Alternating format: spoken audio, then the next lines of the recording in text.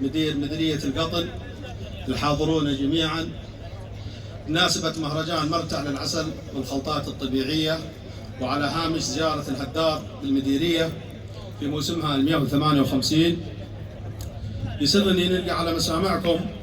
هذا القصيدة الشعرية، وأتمنى أن تنال إعجابكم.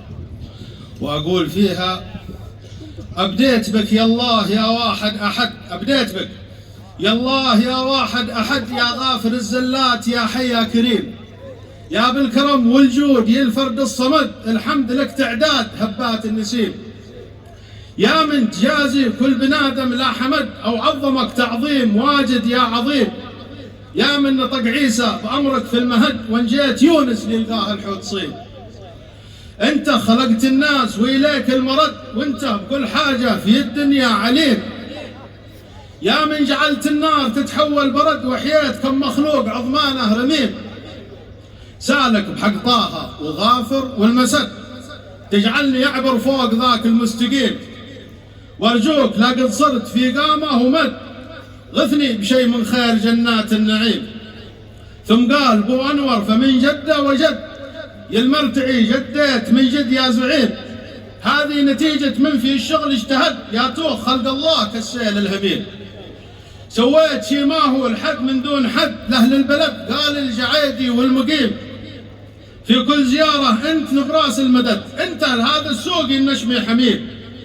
هذه حقيقة لكن الشان يجي حق، كل ما فعلته راح من بال اللئيم، مهما لقيت اشياء عظيمة للبلد ما بيقول الحاسد المرتع كريم. قدمت سيارة تجنني الأسد، قدمت سيارة تجنني الأسد، ما جبت للجمهور شي موتر قديم، جبت الذي توه من الخارج ورد، ما فيه شي صدمات بودية سليم، واشياء سر من قام حظه واستعد، كل اختياراتك وربي في الصميم، واشياء سر من قام حظه واستعد، كل اختياراتك وربي في الصميم. ولقيت دوري قال شاعر معتمد، انت والوانه ولا معكم قسيم، ولقيت دوري قال شاعر معتمد، انت والوانه ولا معكم قسيم، اللي عندهم خلطات ضخمه يا ولد وصلت الى جده وعرعر والقصيم، اللي عندهم خلطات ضخمه يا ولد وصلت الى جده وعرعر والقصيم، خلطات الوانه تنحف للبدد من دون ما تعمل في الظلمه رجيم، وانك تبسمنا ترى السمنه جد في خلطه الوانه بتاكيد الحكيم،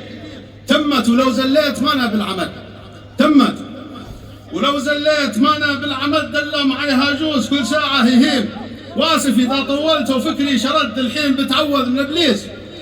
الرجيم، واختامها صلوا على طه عدد، من طاف بالكعبه ومرجم بالحطيم، من طاف بالكعبه ومرجم بالحطيم. والسلام عليكم ورحمه الله وبركاته.